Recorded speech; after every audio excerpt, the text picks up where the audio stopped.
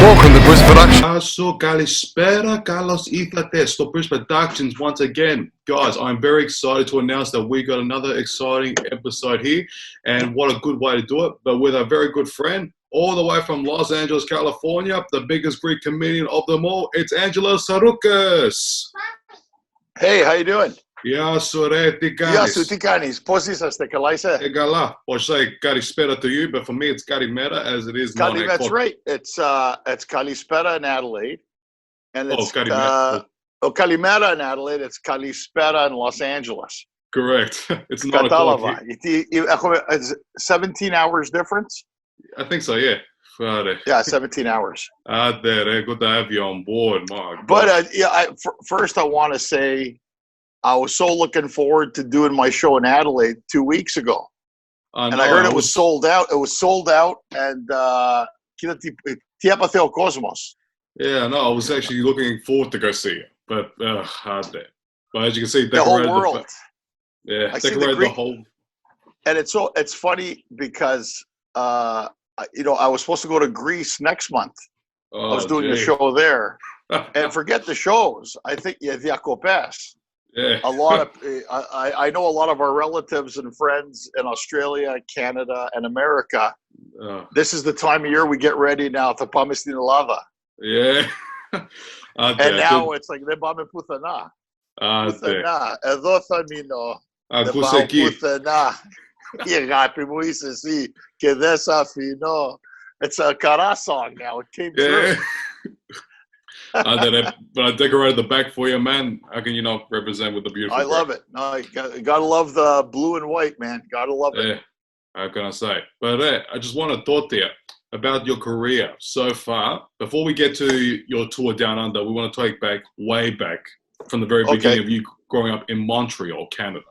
Right. That's right. So, where did the whole career of you of stand-up comedy start for you? At what age do you think? I think, as a young child, I used to listen to comedy albums, old ones. So I would listen to old Bill Cosby, Lenny Bruce, Red Fox, Rodney Dangerfield. I always liked it. And growing up, my dad had the 8-track, and I used to listen to Hadi Klin. Oh, yeah. The favorite Hadi Klin, old school Greek comedian, but was hilarious. He did lots of characters. He did lots of stuff like that. And then at a younger age from Montreal, we had moved to Ottawa, the capital. There was problems, like all Greeks were nomads. We travel.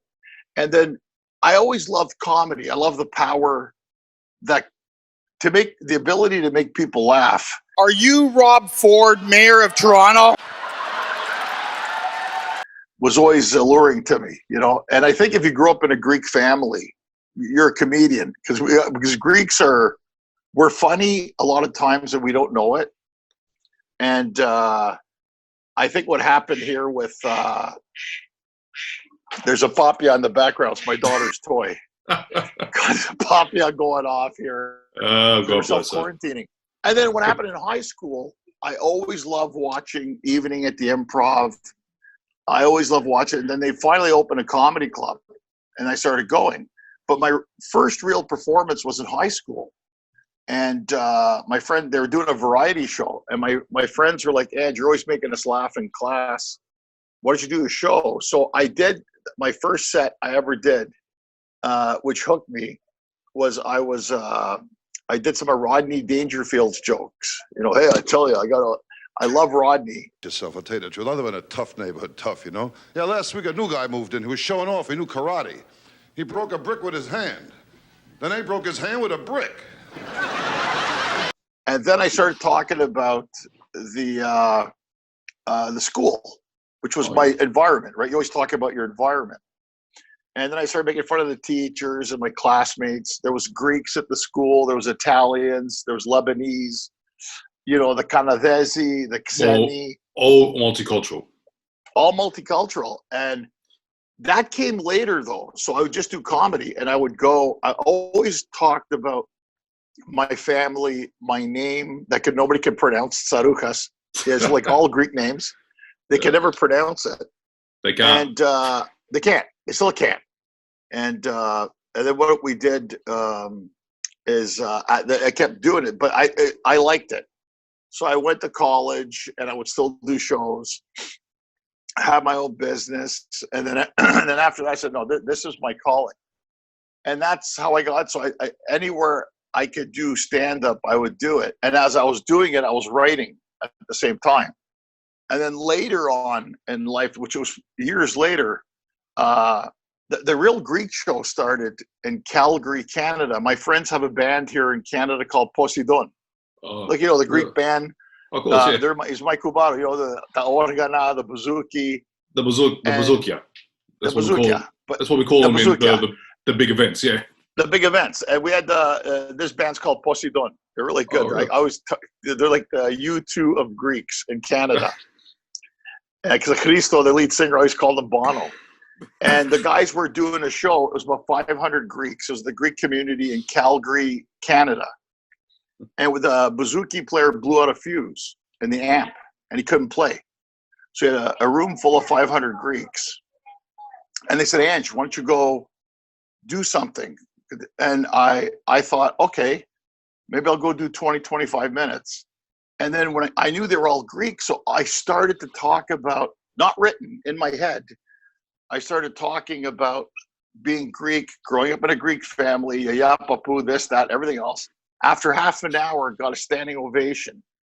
And then I realized that we had come to age and there was something here. And that's where, so the acts I have a mainstream act that I work at clubs and theaters, and I have the Greek show, which that show's taken me all around the world, like Australia. That's amazing. So what was your occupation before you became a stand-up comedian, Bakurasia? Yeah, before I was a stand-up comic, I worked for the government of Canada, travel services. Oh, really? So I was the administrator and director of SWAP, which was Student Work Abroad program for university students. So we used to send a lot of exchange students, Canadians, to go to Australia, Ireland, England, and bring them here. So I was in the travel business. So I administrated that for SWAP, Student Work Abroad program, Canada, for the government of Canada. And then after that, I ended up like all Greeks. I opened my own shop. Of course. I had a travel agency with about 20 people working, and I had a bowling alley, and I had a diner and a sun tanning salon. Ah, damn it, my God. Full blown businessman. Typical WOG. Once open their own den. Yeah, typical WOG. And then, like all WOGs, I lost most of it in a divorce the first time. So, pas famille zimia. But it's okay, because it was the best thing to happen now that I look back, because my heart, even though I had successful business in Canada, I wanted to do stand-up. And, ti vlaka si se, business, but it turned out, and then my Theo looks at me now and goes, Daxi, takataferes. Greeks, they don't praise you too much. Yeah, Daxi, it's takataferes, Daxis. Yeah, it's like a relationship. Is she Greek? Yeah. No. Is she Greek? No. Goodbye. Too bad. Too bad. Too bad. So how do you think your style of comedy was a little different than most other people that you looked up, like, as you mentioned earlier, like Bill Cosby and most of any other comedian out there? Well, the thing was, I liked their style of comedy. And what ended up happening is the more I was doing comedy, every comedian tries to find their own voice. And my voice happened to be Greek Canadian raised in Canada. But then I realized after a while that even though we're in different countries, if you come from a Greek family, it's the same thing. Whether it's South Africa, England, Australia, America, Canada, it doesn't matter, New Zealand, you can have different accents and different culture. But when it came to the Greek thing, it was exactly the same. Everybody had the same stories. Everybody was raised exactly the same way. So my best friend is Russell Peters, the Indian. Oh my God, comic. You can't. Yes. Yeah, and he was also my Kubaro. He was my Kubaro at my wedding. Indians just look upset that they had to spend money to be here tonight, don't you? There's a look on their face,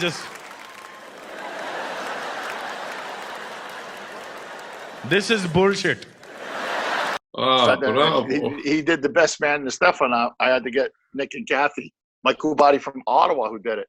But Russell was my best man. So oh my God, watching Russell who's international phenomena. And I was opening the shows for him, and I got to go around the world. And I realized even his audience, being an Indian, predominantly Indian, Chinese, mixed audience, Arabs, when I was doing my stuff about the Greeks, they were loving that. So it spawned from that. And then I just, then I put there was a CD I had. The first one I did, it was actually 20 years ago. It was called It's All Greek to Me. The original CD that everybody, it was downloaded, the most highest download of it was in Australia. For 2 years, it was a top 10 download on iTunes.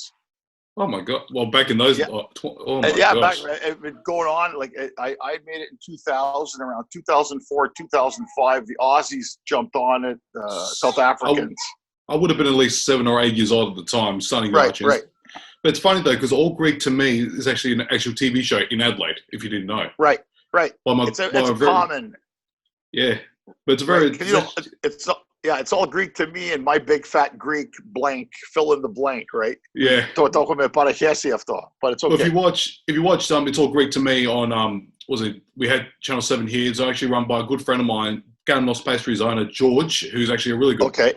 Nice. If you ever come to Australia, that Ganos Pastries is the best way to go for a Greek. I'm gonna go by his pastry shop for a nice lukumaki or a nice tiropita or something. I love Greek bakery. Unfortunately, in LA, as big and great as Hollywood is, there's no proper Greek bakery. Are you kidding me? I'm not kidding you. They don't have. Oh my gosh. Pseftika. So coming from Canada, we had them. And when I was in Melbourne, I'd go to Oakley. It's all Zacharoplastia. The best. At Toronto, like Select Bakery, Aphrodite Bakery, New York, Chicago. There's big, but in LA, my wife's Armenian, so the Armenians have similar stuff, but it's not the same as the Greek stuff. No, it wouldn't be. Look, just get Tom Hanks and Rita Wilson to do something about this. They should open one of Hollywood. Yeah, they should be open a restaurant or bakery. We go to the same church. St. Sophia. Oh my gosh. So you see them, but it's funny because across the street from our church, St. Sophia, the Hollywood church, you have Papa Christos. So Papa Christos is like a Greek store restaurant, which is really good. It's good, and they import a lot of the pastries and stuff. But I'm talking proper furno, as we say in Greek, right? Proper furno, where they make it. That's all they make. From scratch. So that's what we're missing. Yeah, I can't believe that. Well, we've got a lot here in Adelaide. It's crazy. We've got Ganos Pastries. We've got Mocha, which is like down the road from it. We've got a lot of tavernas as well, which is crazy. That's awesome. But the Greek community here in Adelaide is bigger than you probably could ever expect if it comes to I can imagine. And I've been there a long time ago. That's why we were coming back with the show. And whenever I get to go to another city, I'm always frequenting a pastry shop or something. I was like a tiropita. Like when I was in Greece last year, they have these places called Grigoris, if you're familiar with them. They're Grigoris. It's kind of like a fast food, but they have like the best tiropitas and stuff in the morning. So you go for a diplometrio and a spanakopita. Asta, of course. The best. I just got to get You're making me hungry now. Of course. You're making me hungry. I just got to get Yaz down the road. Yeah. Let's go. I'm in. Let's go to see you. Well, when it comes to your comedy, man, I actually find it really interesting because I actually said a lot of your comedy in front of my yaya, and guess I copped the beating that night. I got it. Right. Yeah, why do you go to the church and you go for the weddings? Why do the nifi and the kapro go around the altar 3 times? I got it because you have 3 times to make up your mind one of your jokes, and of course she slaps me across the goddamn head.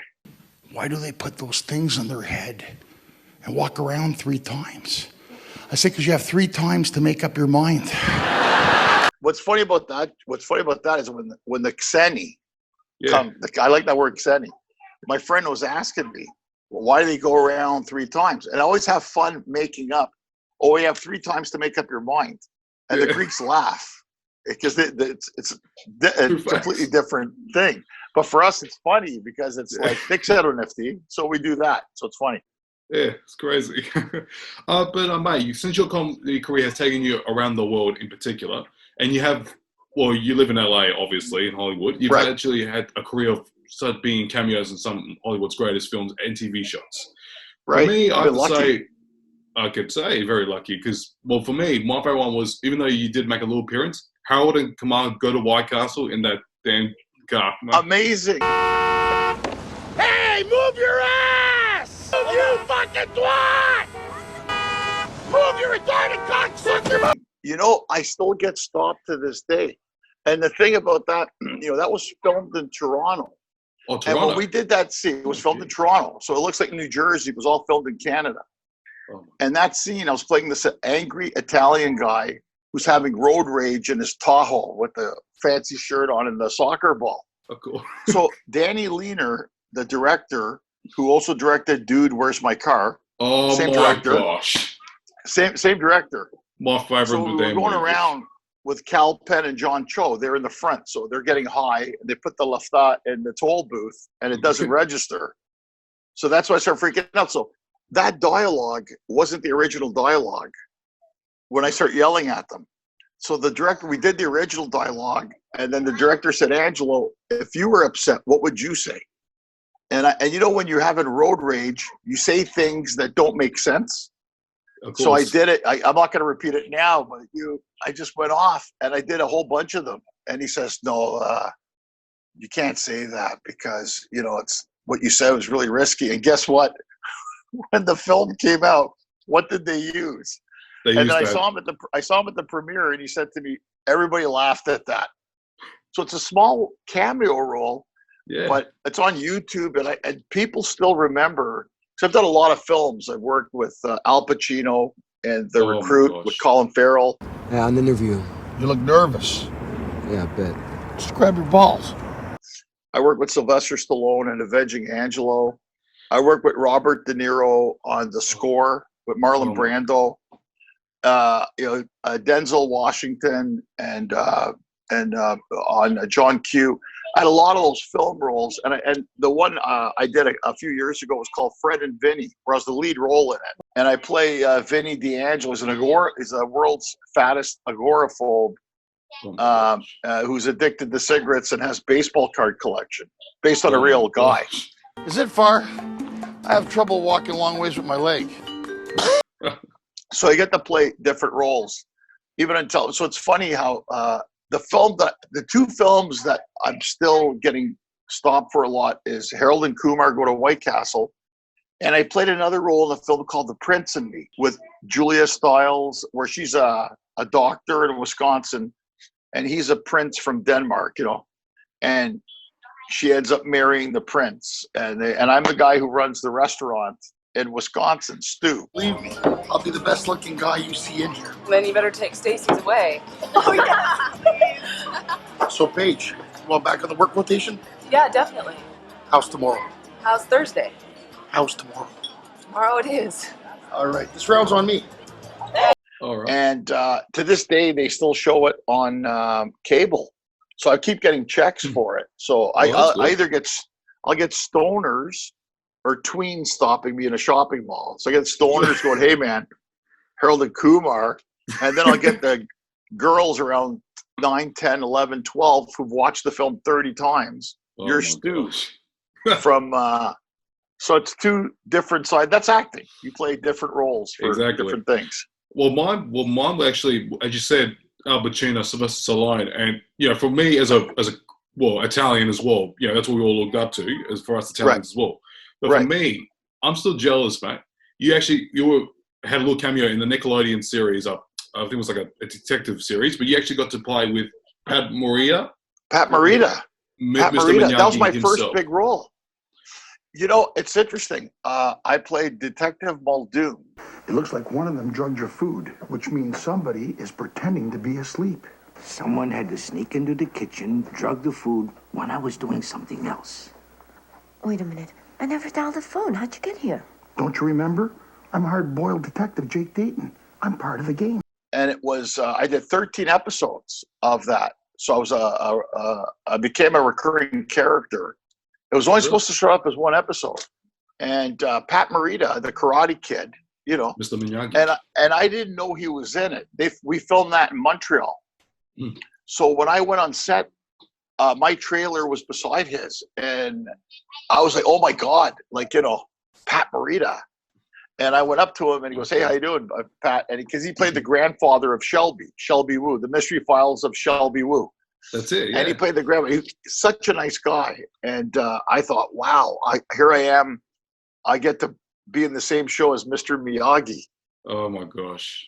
That was a big thrill for me. That was my first real big part in a television series. My gosh. Look, I would love to meet the guy, but on set, as you said, was he actually like a nice guy? Like, you know, you go for a cafe? Super nice guy. Couldn't be nicer. He could not be nicer. And we'd have coffee together, and he'd tell me, you know, he studied voice animation with Mel Blanc, who was the voices behind all the Merry Melodies. Yeah, Mel Blanc. He was the voice. The man of 1,000 voices. Yeah. That's right. All Bugs Bunny, all that was him. And Pat studied with him. Yeah, oh my gosh. I can't believe that. You know, he did all those voices. Yeah. Oh my gosh. It was a lot of fun. I can imagine. Well, the guy lived a really good life. It's interesting. Yeah, you get to work with a lot of different, some great actors. You get to play different parts, you know, and I played a couple of mob roles. I played a couple you know, I usually sometimes playing the delivery guy. Oh, yeah. Or I'm playing a cop, or I'm playing a lawyer. I played a lawyer. I played, there's different roles, right? So, but I'll draw on the experiences you have because a lot of it has to do with you train as an actor, but at the same time, you really have to use your instinct when you're playing those kind of roles. Of course. Yeah. But mate, let me get to the main thing. 2021, your tour down under, Mythology, featuring Angelo Tsarouchas. My gosh, mate. So tell me about this new show. I'm looking forward to it. So will you tell me about this new show that you're doing down under? Is it brand new? Is it like some of the old stuff? It's a new show. So what it was, if I can remember it now, because I haven't been on stage for 3 months, but the new show was because, first of all, I want to say thank you to Australia and to all the love I've gotten there. It's been tremendous. I mean, I always love going back there. And the truth is, growing up in Canada, when I got to Australia, I felt so much like if you came to Canada, you'd see so many similarities, the way we were raised. Of course. And we're both part of the Commonwealth, and we still have the Queen in our money. So we've had that same sensitivity. And mythology was basically, a lot of it was talking about my life now, married, with a child, my Petherika, still about my family. And I think what happens to a lot of us is that in our lives, we go away from who we are, and mythology, because what are Greeks famous for? Mythology. Exactly. And I thought of the name when I was talking to George. I said, you know, he goes, "What are you going to call your new show?" I go, "Mythology." Because George, now I think anything we didn't understand growing up as kids, we're starting to understand it now as parents and Bigali. But I'm still like a kid. So if I see something funny, I still laugh at it. Of course. And that's why I was looking really forward to it. But I'm going to bring that show next year. And there's it's a combination of traveling. It's a combination of your life. And it's also where my head is these days, you know, and that's what people like to hear. Like I'm doing, you know, even when I was listening to Greek song parodies, translating them, doing this kind of stuff. I mean, but a lot of it now is the things that we comedians always draw on what's true. So now I'm sure now there'll be some COVID stuff by next year now, because we're all going through it. So if I'm feeling this way, I think we're all feeling the same way. So a good comedian just highlights what's been happening, and then you relay that message. Absolutely. It's crazy, isn't it? Yeah. But I was really, the show was, I had tuned up of really, so I'll get, once I get back on stage, we'll get it ready. And I've had overwhelming response from Australia people, because everybody understands. They're like, "Hey, mate, don't worry about it. We'll see you next year." So I'm really hoping by next year, because we're going to need it by next year. If we haven't killed each other yet, you know. Exactly. But you know, it's funny. I'll give you a piece. You'll understand this. growing up in a Greek family, what do they always tell you? Prosekseta laftasu, mazepseta. Save your money. Don't go out. Well, guess what? Yeah, Papu, your dream came true. We're saving our money and we're not going out. Now what? So they always say, prosekset, mikai zetsi, mikai. So I'm laughing now because I'm thinking, hey, mom and dad, you won. It's true. We got nowhere to spend our money, and guess what? We're staying home. Are you happy now? And now, Papu, varethika στο σπίτι. Θέλω να βγω έξω λίγο. Κάτσε στο σπίτι. Μη χαλάς τα λεφτά σου. So I think it's stuff like that we hear in our head. That's what it's about. Well, I grew up as Greek Italian. Try and beat that. It's really hard for me. Same as a thing. Greek, but it's a little hard because you're thing. one side Greek, one side Italian. The one thing Italian. they always say, you must marry a nice Greek girl and start a family, marry the Greek Orthodox Church. Yes. Then you got Nonna. Yes. She goes, marry a good Italiana, make sure you have nice Italian children, and get married in the Catholic Church. Yes, Nonna. It's interesting. I have friends. He's Greek, she's Italian. And when they got married in the Italian church first, and then the Greek church right after. Same day. That's what they're most common these days. And it's probably two of the most stubborn cultures in the world.